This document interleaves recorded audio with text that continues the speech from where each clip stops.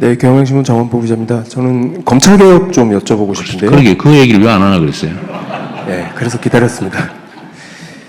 그 공소청법하고 중수청법 이제 정부안이 나왔었는데 대통령께서 지시하시기는 여당에는 숙의를, 정부에는 수령을 지시하셨는데요. 여기 법안 자체에 대한 대통령의 평가에 관해서는 들은 바가 없는 것 같습니다. 그리고 과연 이제 어떤 구조로, 어떤 방향으로 검찰개혁이 이루어져야 된다고 생각하시는지 말씀 듣고 싶습니다. 제가 인사 문제도 검찰 인사는 뭘 그리 어렵습니까? 또 각종 개혁 조치도 검찰이 관계된 건 뭘 그리 복잡하고 어려운지 모르겠어요. 이게 다 업보죠, 업보. 저는 뭐 극단적으로 그런 생각이 들기도 합니다. 검찰이 하도 저지른 업보가 많아가지고 마녀가 된 거 아니냐. 뭐든지 미운 거예요. 뭐든지 믿을 수가 없어요. 제가 어찌 보면 이 마녀 같은 진짜 마녀 말이에요. 가짜 마녀 말고 검찰에 가장 많이 당했다고 생각해요. 제가 기소된 것만 한 20건 되는 것 같아요. 20건. 문제만 잡으면 증거 뭐 없어서 다 기소해가 너 한번 고생해봐. 그리고 혹시 코드 맞는 판사 있으면 유죄 받아가 너 한번 죽어봐. 제가 2002년부터 시작된 일이죠. 제가 검찰이 관련된 소위 파크뷰 특혜 분양 사건 그 폭로했다가 그때부터 검찰과 야근이 시작됐습니다. 그 PD가 와가지고 우리 하필이면 그 전에 막 나 검사인데 뭐 이렇게 전화하다가 안 돼가지고 제 사무실에 난 인터뷰하려고 있었는데 그때 마침 콜백이 온 거예요. 저끼리 와 나 검사인데 그걸 막 통화한 게 옆에 있네. 이따가 나 오후에 재판 준비를 해야지. 나 바빠 죽겠네. 이따 하도 뭘 희한한 나도 모르는 얘기 하고 있길래 가서 나 한번 들어봐서 카메라에 대고 하여튼 뭐 그래서 결론은 검사를 사칭 범죄로 질문을 가르쳐줬다. 검사 이름 가르쳐줬다. 그러니까 너 공범이다. 그때가 시작이었어요. 저를 잡는 게 목표였죠. 진짜 이 전화하고 나 검사인데 말이야 너 나한테 사실대로 이렇게 봐줄게 뭐 이렇게 전화해가지고 이게 다 불어버린 거죠. 그 시장이. 그 사람은 처벌도 안 됐어요. 나만 처벌됐어. 그게 시작이죠. 파크뷰 특혜 분양 사건에는 검사들이 관련이 있었죠. 대장동. 그 검사들이 해먹은 거 아닙니까? 한 패로. 하여튼 큰 부패 사건에는 검찰이 들어있더라고 보니까. 내 경험으로. 그래서 그 악연 이후로 뭐 건수만 되면 기소돼가지고 다행히 이 법원에서 무죄를 제가 무죄 받은 것도 참 많아요. 그 살아남아서 여기까지 왔죠.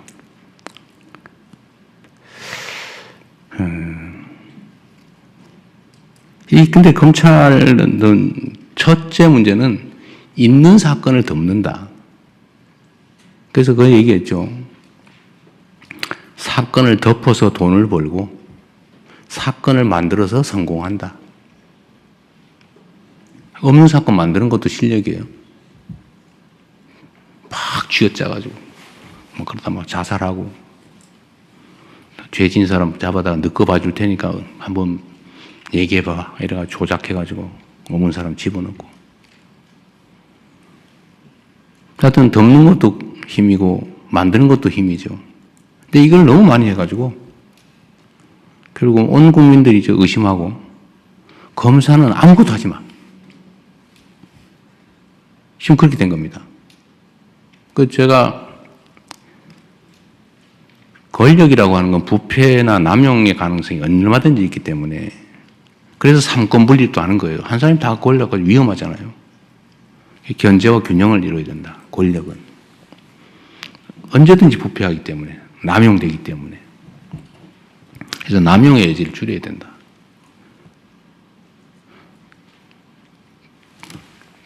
수사와 기소를 분리하자. 분리해야죠. 기소하기 위해서 수사를 하거나 수사를 합리화하기 위해서 기소해가지고 안 되는 거 알면서 가짜 증인 압박해가지고 유죄 만들고 이러면 안 되잖아요. 분리해야지, 당연히. 이거는 대원칙이죠. 원래 그렇게 하기로 했으니까. 그런데 그러면 이거를 예를 들면 그런 거예요.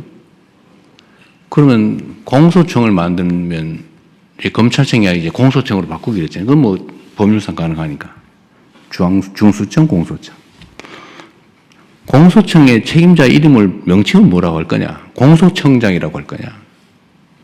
검찰총장이라고 할 거냐? 공소청 안에는 검사들이 일하는데.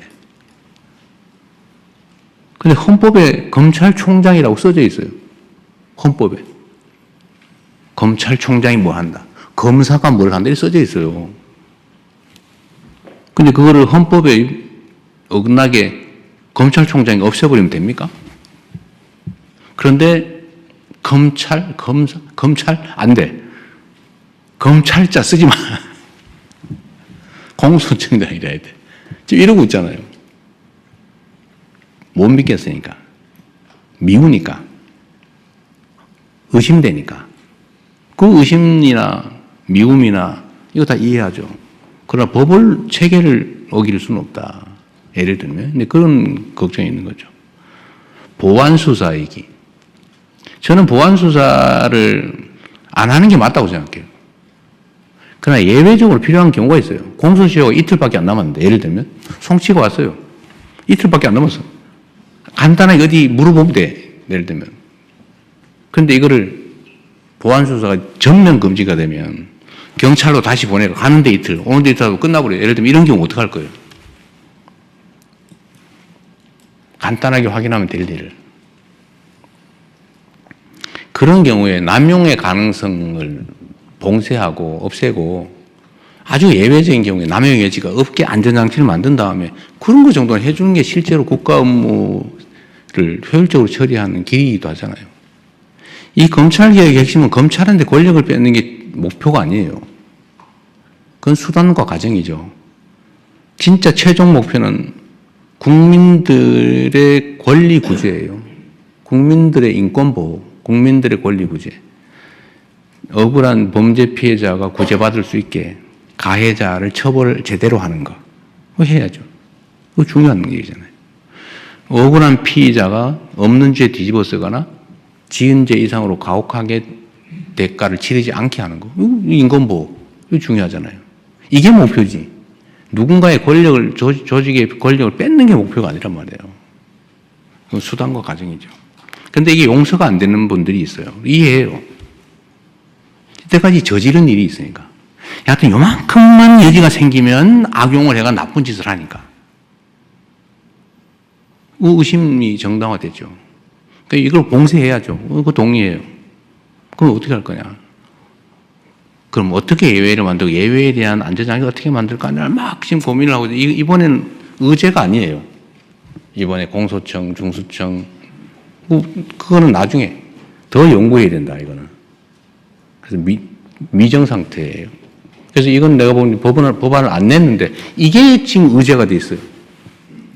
마치 정부는 보안 수사권을 주려고 하는 것처럼 단정을 하고 분명히 주려고 할 거야. 이재명이가 배신했어. 지지철에 이러고 있어요. 뭐 다 그러는 건 아니에요. 일부. 근데 이것도 뭐 틀린 얘기는 또 아니에요. 포기한다고 딱 깔끔하게 하면 좋은데 거기서 생긴 문제는 어떻게 할 거냐. 더 검토해야 된다. 이번에는 아니다. 이번에는 조직 체계만 하자. 근데 이게 지금 전면에 올라와 있어요. 이거 가지고 막 다투고 있어요. 이게 문제예요. 어려운 거죠. 이게 업보예요, 업보. 누구의 잘못도 아닙니다. 검찰의 잘못이에요. 근데 검찰도 이러면 생각해 보세요. 한 명이 아니에요. 그 2,000명이 넘는 검사가 있는데 그 중에 이런 나쁜 짓 한 검사 몇 명이나 됩니까? 한 10% 될까요? 누가 그러는데 200명 뭐 그렇게 얘기했잖아요. 오염된 권력을 남용하는, 또 남용할 생각을 가진 것으로 의심되는. 나머지 1,800명은 또는 최소 1,000명 이상, 절반가량은 내가 보기에는 내가 검사로서 정말 억울한 사람 없게 국민의 인권을 보호하고 나쁜 놈 처벌하고 내가 평생을 여기 이런 사람이 있단 말이에요. 그 사람 다 그런 건 아니잖아요. 모두 그런 건 아니다. 그래서 이런 걸 다 고려해야 되는 게 이제 정부의 입장이죠. 저는 이 세부적인 내용을 다 물론 다 제가 검토하진 않아요. 그걸 물론 보고는 봤지요. 이렇게 얘기하고 있습니다. 그래요. 정부에다 맡겨놨으니까 얘기를 하고 정부안이 최종안이 될 수도 없잖아요. 입법은 국회가 하고 분명히 논쟁이 막 벌어질 텐데 그렇다고 해서 그 논쟁이 두려워서 그냥 검사의 모든 권력을 완전하게 뺏는 방식으로 그렇게 해놓으면 나중에 책임은 어떻게 질 건데요? 정치는 그래도 되죠. 정치가 자기 주장을 막 하면 됩니다. 그러나 행정은 그러면 안 되죠. 책임이 더 크죠. 그래서 이 검찰개혁의 최종 목표는 인권보호와 피해자 보호에 있다. 법과 질서를 정의롭게 지키는 데 있다. 이게 여기에 가장 합당한 길이 뭐냐. 남용의 가능성을 봉쇄해야 된다. 오케이. 그러나 효율성이 제거돼서도 안 된다. 그게 뭐냐. 머리 아프죠. 어떻게 알아 그걸. 시뮬레이션 엄청나게 해봐야 돼요. 모든 남용의 가능성을 다 검토를 해가지고 다 봉쇄해야지. 의심스러우니까. 과거에 그랬으니까. 그래서 그런 면에서 당이 해라, 당이. 당도 집권 세력의 중요 부분이잖아요. 정부도 마음대로 하면 안 되고, 그래서 수기하자. 시간을 충분히 갖고. 대신 감정적으로 하지 말자. 또 감정적으로 하는 분도 이해를 해줘야죠. 내가 당한 게 얼만데. 나라 망할 뻔했다. 이재명 죽을 뻔했다. 저 죽을 뻔했잖아요. 수없이 있었던 온갖 그 계기 중에 단 한 개라도 어그러졌으면 저는 죽었겠죠.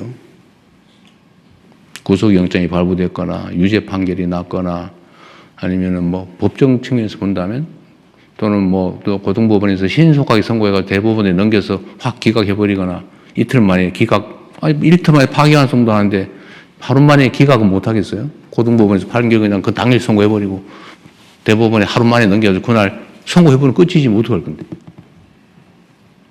그러려고 했던 거 아니겠어요?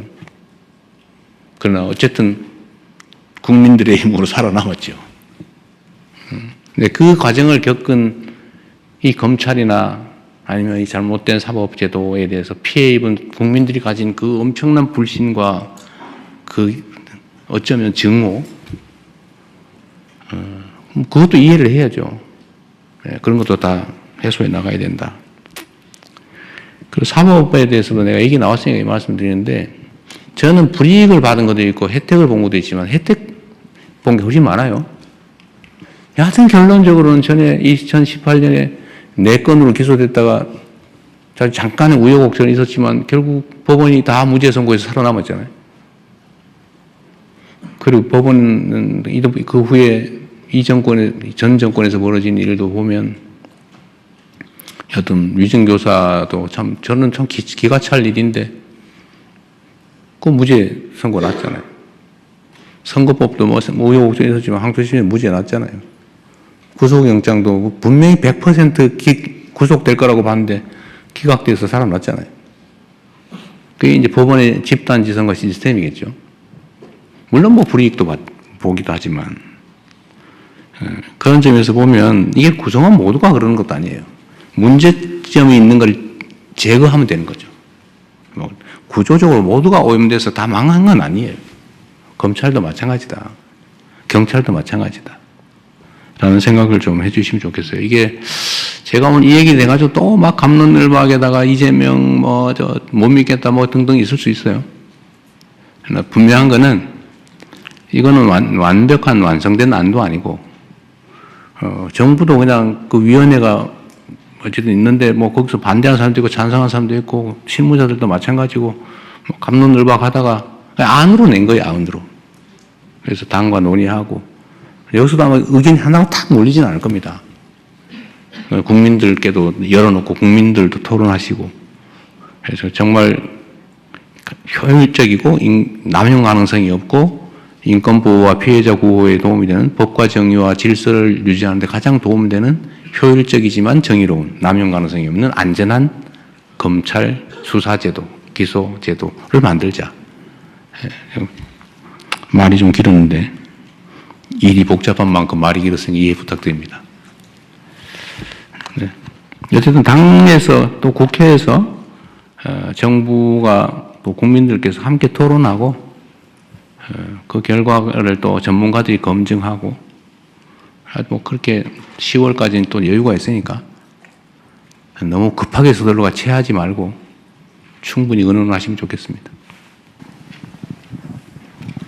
예, 질문 기회 주셔서 감사합니다. 로이터 통신의 김희진 기자라고 합니다.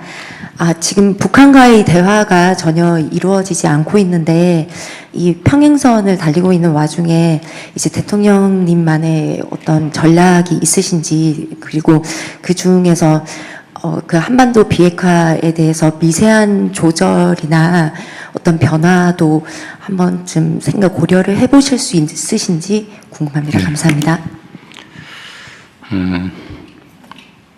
남북 관계는 참 어려운 상황이 됐습니다.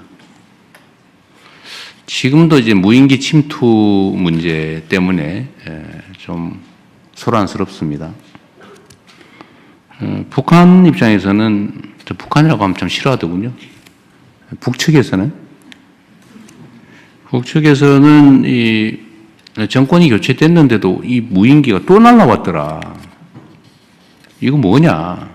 말로는 뭐 대화, 소통, 협력, 평화, 안정 얘기하면서 뭐 이 사실은 공식적으로 못하니까 이제는 민간인시켜서 몰래 또는 아니면 뭐 직접이든지 뭐 이렇게 하는 거 아니냐. 뭐 그런 의심도 들었을 테고 원래 자라보고 놀란 것은 소통 보고 놀란다고 불신이 막 거기에 따라 있는 거죠. 제가 전에도 한 말씀드렸습니다만 뭐 제가 이런다고 북한 편드는 건 아니에요. 뭐 말만 하면 북한 편든다고. 역지사지 하는 게 역지사지. 네, 역지사지 하는 겁니다. 상대 입장이 돼봐야 대화도 되고 뭐 조정도 되고 협의도 되고 하지 않겠어요. 저는 이제 야당 대표를 하고 있을 때도 마찬가지였지만 새로운 현상을 봤어요. 이 북측이 6.25 전쟁 직후에도 하지 않았던 행동을 하더라고요. 어떤 거냐? 그 군사분계선에다가 3중 철책을 설치하는 거예요. 철책을 3중 철책을 설치해요. 돈 들여가지고 막 도로 만들고 북한으로 연결돼서 그 돈 들여서 만들었던 철도 다 끊고 다리 뭐 도로 다 끊고 거기다 둔덕을 쌓아요. 왜 그럴까? 결국 제 추측으로는 전차 방벽을 쌓은 거 아니야. 북쪽으로 뭐든지 못 넘어오게 막으려고 했던 것으로 생각이 됩니다. 6.25 전쟁 이후에 한 번도 하지 않던 행동이에요. 뭐 돈이 남아서 하는 것도 아닐 테고요. 그런 걸 보면 남북 간의 불신과 증오심, 대결의식이 얼마나 높아졌냐를 알 수 있죠.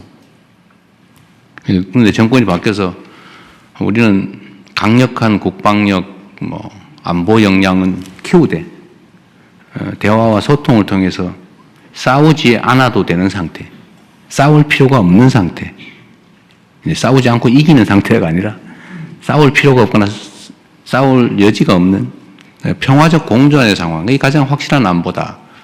그게 경제 성장 발전에 가장 크게 도움이 된다. 라고 생각을 해서 대화하고 뭐 유화적인 조처도 하고 있습니다만 반응이 없어요.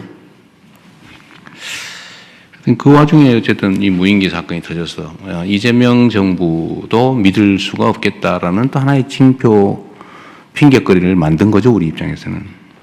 그래서 이게 꽤 엄중한 사안입니다. 철저히 조사하고 잘 대책을 세워야 되는 이유죠. 그만큼 남북 관계는 어렵습니다. 그리고 이 쌓인 불신과 적대 의식이 너무 커서 중국 시진핑 주석의 말씀처럼 석자 얼음이 어떻게 한 번에 녹겠냐, 이런 얘기도 남북 관계에도 적용이 될 수 있을 것 같습니다. 남북 간의 관계에 대한 전략은 단순하면서도 확실하죠. 확고한 방위력, 억지력을 확보하고 그 기반 위에서 이 방위력과 억지력으로 위협하는 게 아니라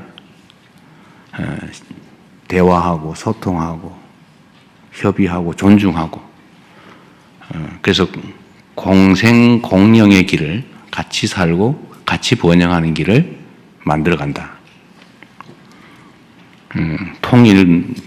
통일은커녕 전쟁 안 하면 다행인 상황인데, 그건 좀 뒤로 미루더라도 평화적 공존이 가능한 상황으로 최대한 할 수 있는 걸 해나간다. 그 속에서 미국의 역할이 매우 중요하다고 생각이 돼요. 미국 트럼프 대통령이 약간 독특한 분이시긴 한데, 그 점이 한반도 문제 해결에는 크게 도움이 될 수 있다고 생각됩니다. 북미 대화의 가능성도 여전히 열어놓고 계시고, 또 트럼프 대통령 같은 스타일, 그런 게 김정은 위원장하고 대화에 도움이 되는 것 같아요. 그래서 그 길을 우리는 좀 잘 열어가자. 제가 페이스메이커 역할을 하겠다. 우리가 직접 하는 건 어려운 상황이니까. 피스메이커의 평화 만들기가 성공을 하면 한반도에 도움이 되니까 우리는 그 여건을 최대한 조성해 나가겠다, 이 말씀을 그때 드린 바가 있는데, 그 점은 여전히 똑같습니다. 그리고 비핵화가 이 사실 본질에 가는 거죠. 네. 결국 북한이 핵무장을 하고 핵 보유국으로 공식 인정받기를 갈망하고 있죠. 그리고 아마 그거는 모든 전문가들이 예측하는 것처럼, 알고 있는 것처럼 체제 유지 보존 욕구 때문이겠죠. 불안하니까. 그리고 그 문제를 해결할 수 있는 핵심은 북미 관계라고 보고 있는 것 같아요. 실제로도 그런 것 같습니다. 그래서 핵 문제는 이상적으로 본다면 북한의 핵이 없어지는 한반도 비핵화, 남쪽에는 없고 앞으로도 핵 무기를 보유할 생각이 없으니까 이제 북측에만 핵무기가 없으면 이제 한반도 비핵화는 되는 거죠. 그 비핵화를 해야 되는데 가장 이상적이긴 하지만 북한이 핵을 포기하겠습니까? 그건 또 아주 엄연한 현실이죠. 엄연한 현실과 바람직한 이상. 이 두 가지는 쉽게 공존하기 어렵죠. 그럼 이 상태로 보면 계속 갈 거냐? 지금까지 전략은 그랬죠. 기다려보자. 견디자. 이상을 향해서, 이상을 꿈꾸면서 현실을 외면했죠. 결과는 어떻게 됐냐? 핵무기가 계속 늘어나고 있어요. 핵무기가 계속 자라고 있어요. 지금도 1년에 핵무기 10개에서 20개 정도를 만들 수 있는 핵물질은 계속 생산되고 있죠. ICBM 기술도 계속 개선되고 있겠죠. 언젠가는 북한 체제 유지에 필요한 핵무기 체계, 그리고 미국을 포함한 전 세계를 위협할 만한 미사일, ICBM 기술, 이런 걸 다 확보를 하고, 그 다음에 남으면은 이제 넘치겠죠. 넘친다는 의미를 이해하시겠죠. 해외로 나가겠죠. 국가 밖으로, 국경 밖으로. 전 세계 위험이 도래하겠죠. 이렇게 놔두는 게 과연 바람직하냐. 그래서 결국 실용적으로 접근하자라는 게 제 생각입니다. 제가 공개적으로 말씀을 드렸던 것처럼 현실을 인정하자. 그런데 이상을 포기하지 말자. 그 현실은 뭐냐? 계속 늘어간다. 제가 트럼프 대통령에게도 시진핑 주석에게도 딱 이렇게 얘기했던 똑같은 내용입니다. 공개적으로 한 얘기도 똑같죠. 더 이상 핵물질을 생산하지 않고 핵물질이 해외로 반출되지 않고 ICBM 기술을 더 이상 개발하지 않게 하는 것도 이익이다. 현재 상태 중단하는 것도 이익이다. 이건 현실이다. 아무도 손해보지 않는다. 중단시킨다고. 모두에게 이익이 있다. 거기에 대해서 일부 보상을 하면서 1단계로 이상은 포기하지 말고 가장 현실적인 거 중단하자. 는 협상을 하자. 다음은 핵 군축하자. 군축 협상하자. 그리고 길게는 비핵화를 향해서 가자. 뭐 체제 보장이 확실하고 관리 비용 많이 들고 그러면 뭐 없을 수도 있겠죠. 근데 그렇게 만들어 가야 되는 거 아니야. 단기, 중기, 장기로. 이 얘기를 저는 이제 정상들을 만날 때마다 하고 있죠. 그리고 이 점에 대해서 또 뭐 그러면 비핵화를 포기하는 거냐, 뭐 비핵화는 뭐고 핵 없는 한반도는 뭐고 왜 말이 다르냐, 뭐 온갖 얘기들이 있죠. 저는 모든 문제는 실용적으로 접근하자는 겁니다. 실제 도움이 되는 방향으로. 그리고 상대가 받아들일 수 있는 걸 해야지. 뭐 절멸시켜서 없애버릴 수 없다면, 현실적으로 존재하는 거라면 그렇게 상대를 인정하고 상방이 받아들일 수 있는 모두에게 도움 되는 방법을 찾아가자라고 지금 계속 설득하는 중입니다. 뭐 효과가 있을지 없을지 모르겠지만 저로서는 제가 국민 여러분의 권력을 위임받아서 대한민국의 국정을 담당하는 한 대한민국 국민들에게 그리고 대한민국에게 또 전 세계에 그리고 북한에게도 북측에게도 도움되는 실용적인 길을 좀 찾자는 게 제 생각이고 또 그렇게 계속 추진해 나가겠습니다. 하여튼 대전제는 그렇습니다. 나라의 힘을 키우는 것입니다. 그리고 대외적 문제, 안보, 국방, 외교 이 분야에 관한 한은 좀 정략적 접근을 좀 자제하고 이런 점에서는 힘을 좀 모아가자 이 말씀을 좀 부탁 말씀 드립니다.